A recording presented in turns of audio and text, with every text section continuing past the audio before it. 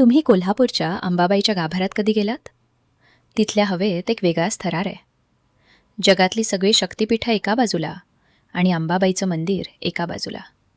त्याचं कारण माहिती आहे? एका महाशक्तीच्या डोक्यावर साक्षात महादेवाचा पहारा. सामान्यतः कोणत्याही शक्तिपीठात मूर्तीच्या वर शिवलिंग नसतं, पण कोल्हापुरात खाली साक्षात आदिशक्ती अंबाबाई आणि त्यांच्या मस्तकावर पिंडीच्या रूपात बसलेला तो नीलकंठ. हे कशासाठी? कारण इकडे आई जगदंबा लक्ष्मी तत्वात विराजमान आहे. आणि लक्ष्मी कशी असते? चंचल. आज इथे तर उद्या तिथे. पण कोल्हापूरच्या या पावनभूमीत त्या महालक्ष्मीला, त्या अफाट ऊर्जेला स्थिर करण्यासाठी शिव स्वतः तिथे पहारा देत बसलेत. आपण म्हणतो लक्ष्मी पैसा देते, पण त्या धनाला आणि ऊर्जेला दिशा देण्याचं काम तो महादेवच करतो. वास्तुशास्त्राचा कॉस्मिक खेळ. पण ट्विस्ट इथे संपत नाही.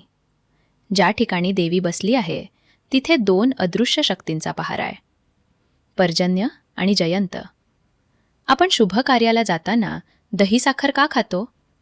कारण त्या विशिष्ट दिशेला, जिथे जयंत म्हणजेच विजयाची देवता वास करते, तिथे अफाट ऊर्जा असते. जर तुम्ही तुमच्या घरातही त्या ऊर्जेचा योग्य वापर केला तर तुमची अशक्य कामंही चुटकीसरशी पूर्ण होतील. इतिहास येईल आणि जाईल, मंदिरं बांधली जातील आणि पडतील, आक्रमणे होतील, पण ती ऊर्जा, ती कधीच आपली जागा सोडत नाही. 8,000 वर्षापासून तो ऊर्जेचा स्रोत तिथेच धगधगतोय. लोक फक्त दर्शनाला जात नाहीत, ते त्या विश्वाच्या पॉवर हाऊसमधून स्वतःला चार्ज करायला जातात. करवीर निवासिनी अंबाबाई, 8,000 वर्षाचे अदृश्य विज्ञान, जगा वेगळं रहस्य.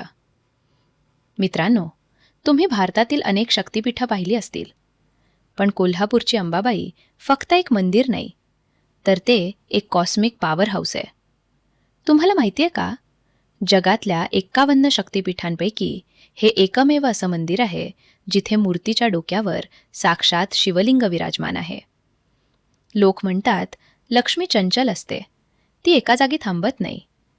पण या चंचल ऊर्जेला जमिनीत खिळवून ठेवण्यासाठी, तिला स्थिर करण्यासाठी साक्षात महादेवाने वरून भार धरलाय. म्हणजे विचार करा, जिथे विज्ञानाचा अंत होतो तिथे या मंदिराचं अध्यात्म सुरू होतं. किरणोत्सव, सूर्याचा अभिषेक. सूर्याची किरणं हळूहळू देवीच्या चरणांवरून मुखाकडे सरकताना दिसतात.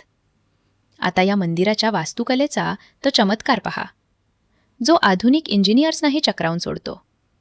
वर्षातून 2 वेळा, 31 जानेवारी आणि 9 नोव्हेंबरच्या सुमारास मावळत्या सूर्याची किरणं महाद्वारातून आत शिरतात.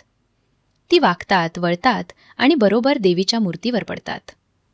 पहिले पादस्पर्श करतात, मग कमरेवर येतात आणि शेवटी मुखावर. 8,000 वर्षापूर्वीच्या ऋषीमुनींना सूर्याचं हे अँगल कसं ठाऊक होतं? हे कोणतं सॉफ्टवेअर होतं? हे आजही एक न सुटलेलं कोडं आहे.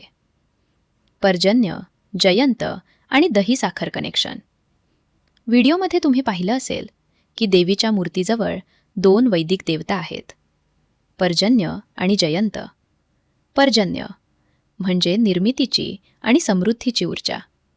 जयंत म्हणजे विजयाची आणि यशाची ऊर्जा. आपल्या संस्कृतीत आपण घराबाहेर पडताना दही साखर खातो. का?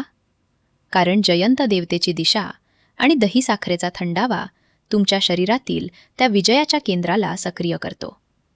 जर तुम्ही कोल्हापुरात गेलात आणि त्या जयंत कोपऱ्यात उभं राहून संकल्प केला तर तुमचं काम होण्याचे चान्सेस 100 पटीने वाढतात.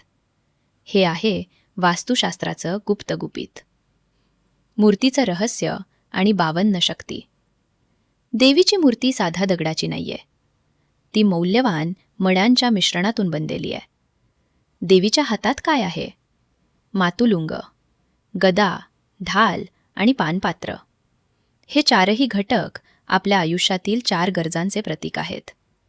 आणि सर्वात महत्त्वाचं, देवीच्या डोक्यावर असलेल्या शिवलिंगावर नाग कोरलेला आहे.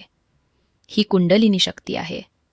तर मित्रांनो, पुढच्या वेळी जेव्हा तुम्ही अंबाबाईच्या दर्शनाला जाल तेव्हा फक्त हात जोडून डोकं टेकू नका, तिथली हवा अनुभवा. त्या शिवलिंगाकडे पहा आणि लक्षात घ्या, तुम्ही एका 8,000 वर्ष जुन्या जिवंत एनर्जी ग्रीडच्या समोर उभे आहात.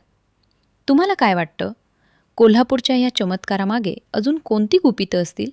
कॉमेंट्समध्ये नक्की सांगा.